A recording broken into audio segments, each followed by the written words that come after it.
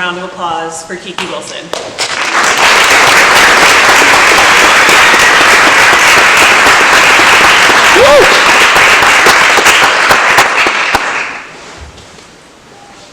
How's everybody doing today?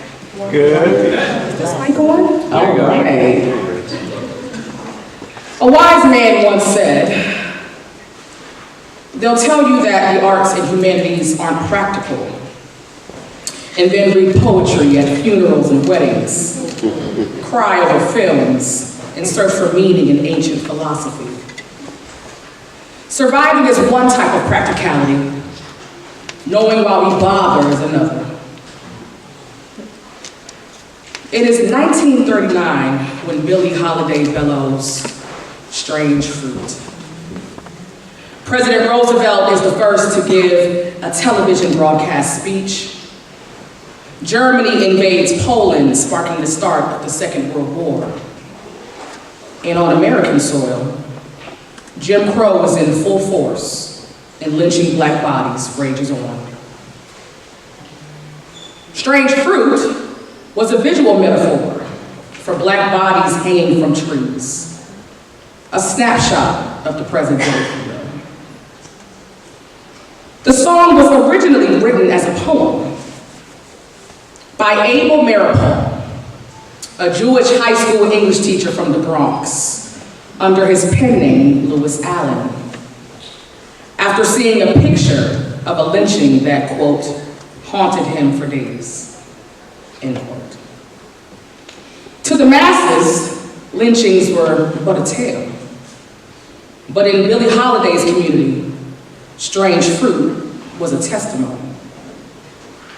Holiday sang truth to power, her voice the instrument.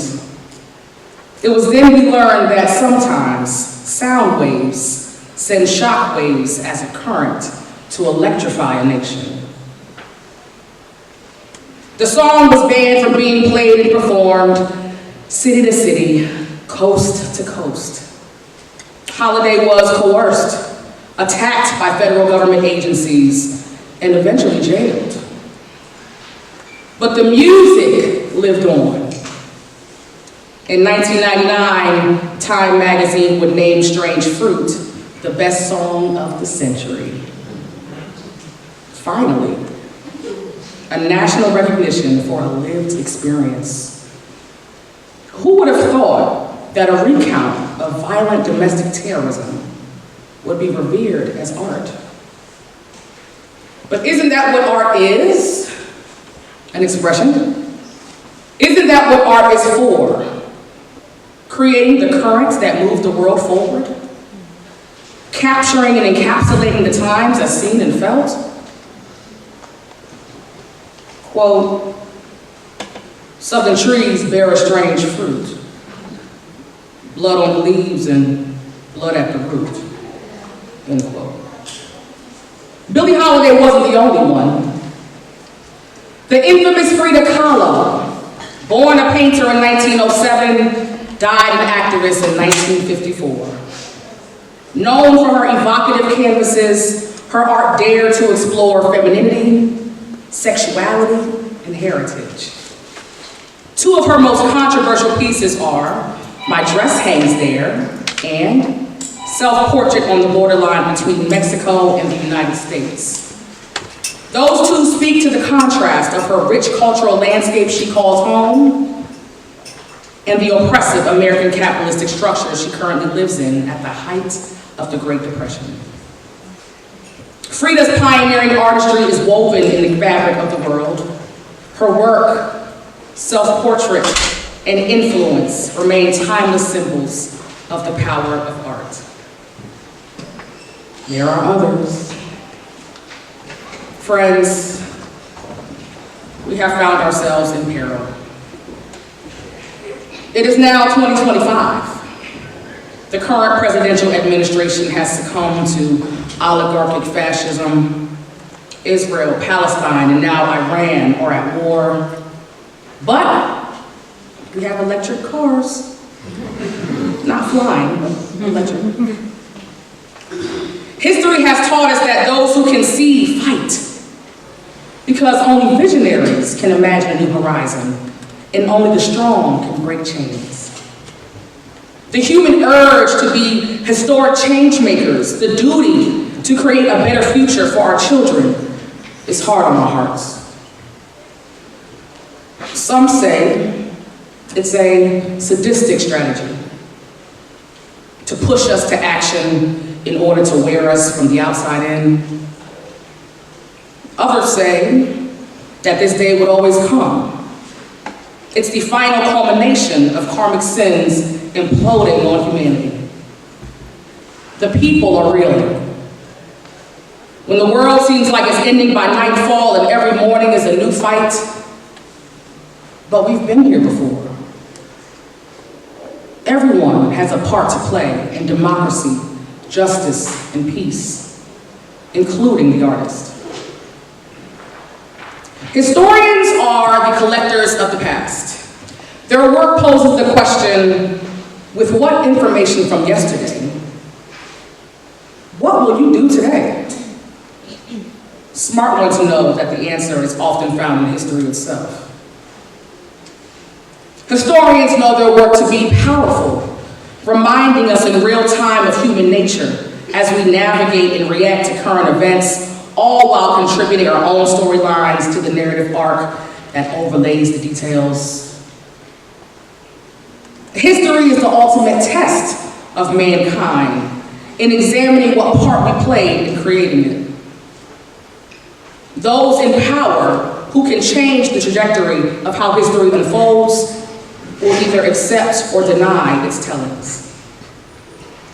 Historians now know their biggest fight is that their work will be challenged, disbelieved, discredited, destroyed even, by those with stories of shame.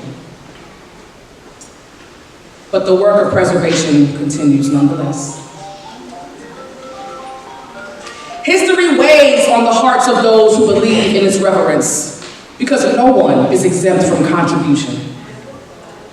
And still, art is referenced when history doesn't make much sense. The politician makes promises. Their seat depends on the people, and when at the table, the people depend on them to carry out the promises on which they campaigned. The promise of democracy. They talk with hope and zest, aiming to persuade the people into followership. Voters listen, some with faith, others with doubt, while the politician straddles between representation and ambition, deciding which path he'll choose. The scientist tests time. They measure the pulse of progress and decay, documenting what evolves or disappears. Their work is methodical and exacting. In uncertain times, scientists do not guess. They observe, calculate, and return with truths forged in evidence. While others react, the scientist researches. The humanitarian has been waiting for this moment. They warned of these times when profit overpowers the people. They work quietly in the margins, offering aid to the vulnerable. In crisis, they move to the front lines, mobilizing compassion and reminding society of its shared humanity when power forgets. The doctor, the nurse, they provide healing. They mend bodies, ease fears, and carry hope in their hands. Some call them hope healers. They are healers who sacrifice rest and safety to preserve life amid chaos. Their oath is tested against monetary pressures versus morality in choosing to protect and aid or cause harm in wrongdoing. The pastor, the priest, they pray for better days. They carry the weight of communal hope and heartbreak. In sanctuaries and on street corners, the clergy provide spiritual solace and connect the world through faith. They welcome the believers and non-believers and treat the powerful and the powerless all the same. The journalist is the watchdog of truth. They report facts and current events, seeking to inform and hold power accountable, even at the risk of persecution.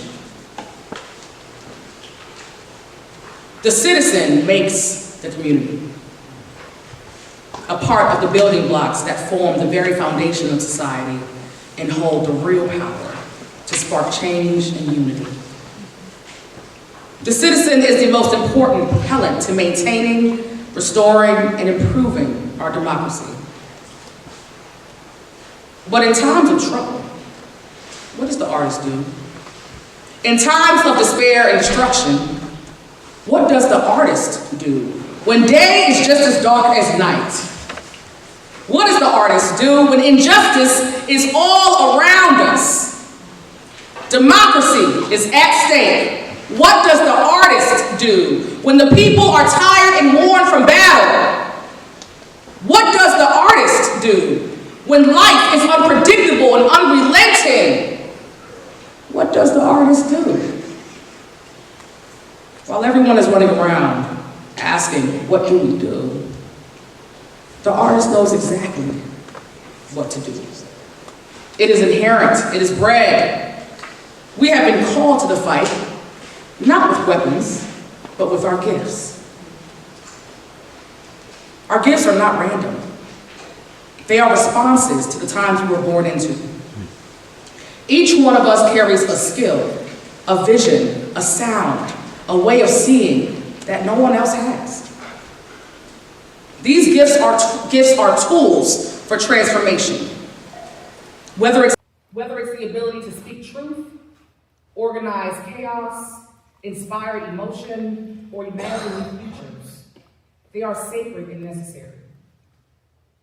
In these moments and every other, it is our gifts that ground us and guide others. So paint your pain. Like Frida, use your canvas to paint the message in which you believe. Write your story, your words and no one else's. They are yours to make sense of. It is in your confusion you seek and find clarity. It is in your confusion you seek and find clarity. Carve your present. Use dimension and shape to create a monumental display.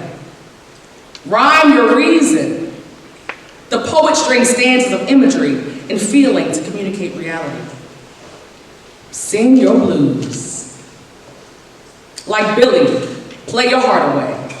Move like your body must bend, must dance, must breathe, must speak. James Baldwin says, the purpose of art is to lay bare the questions hidden by the answers. So let's form new answers and ask the right questions. The permanency of a derelict society forms quite loudly, we see. If we're not careful, new norms are being developed right before our very eyes. And yet, the artist wants to resist partaking. It feels like a betrayal, almost, especially when creation is pressured, politicized, or turned into obligation. There should be no force, no coercion, no cause or movement required to justify making art. One should simply feel free. Free enough to create, to express, to exist without the weight of performance and protest. Yet, when society is in crisis, when culture is tested, art often rises. Not always at the center, but as an echo, a mirror. It supports, it affirms, it bolsters movement even when unintended. And therein lies the message. Sometimes art is really all we have.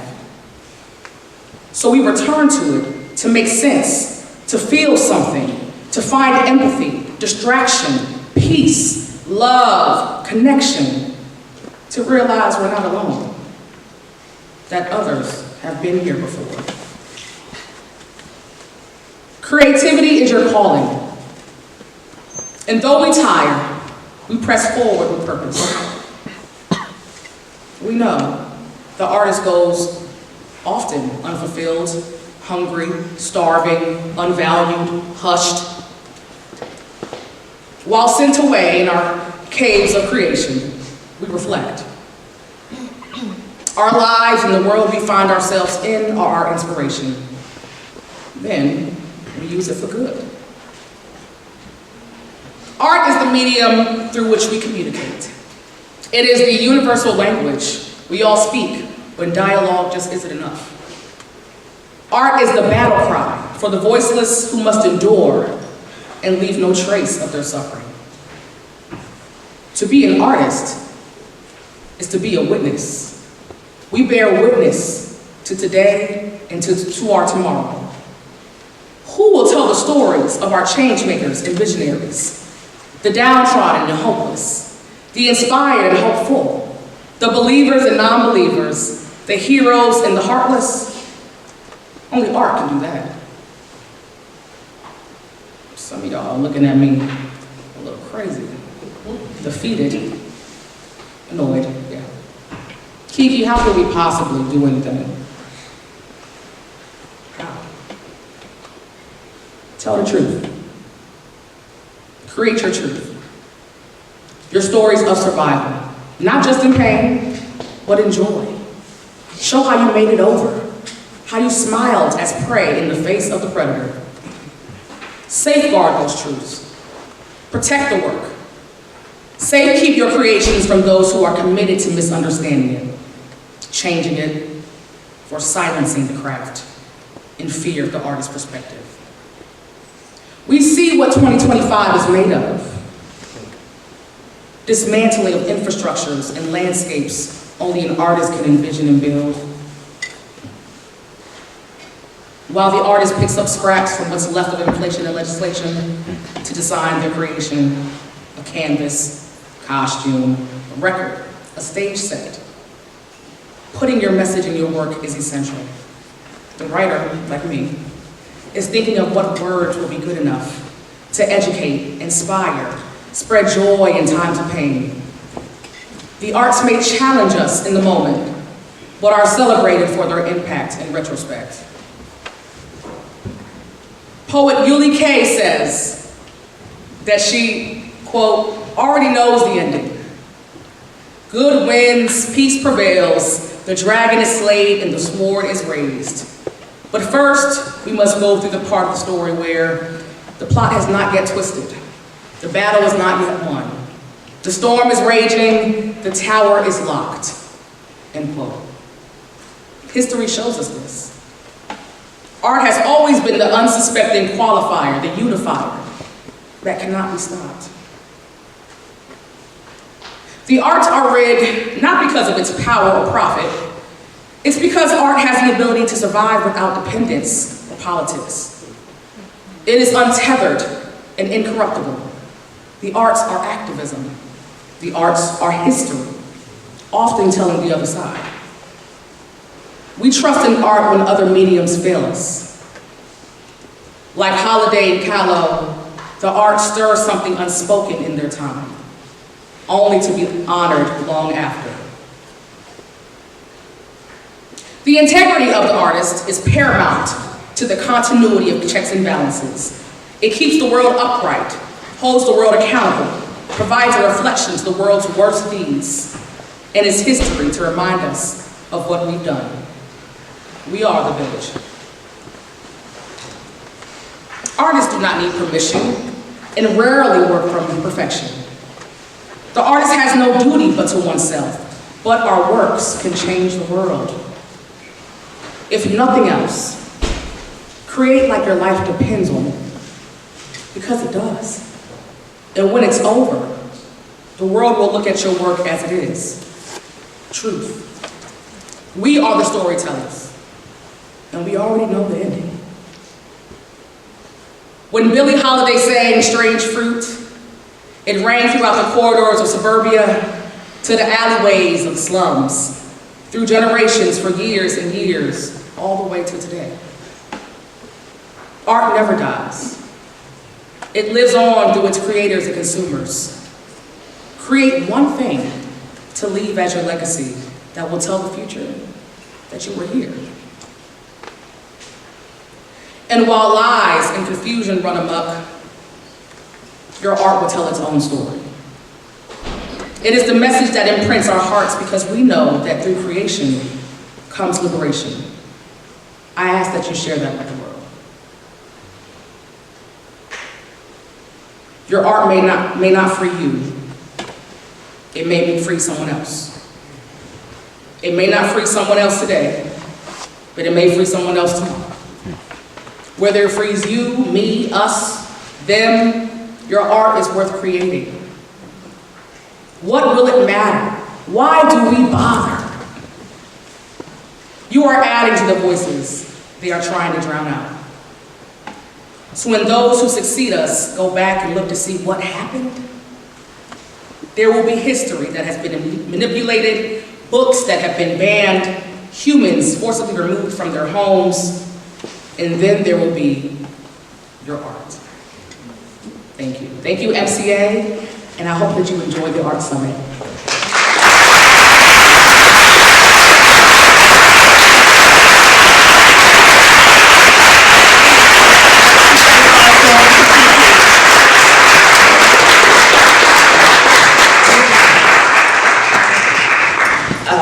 Thank you, Kiki, for your words this morning and getting us in a space to prepare for the summit. I appreciate you more than any words can express. So this is our morning presentation.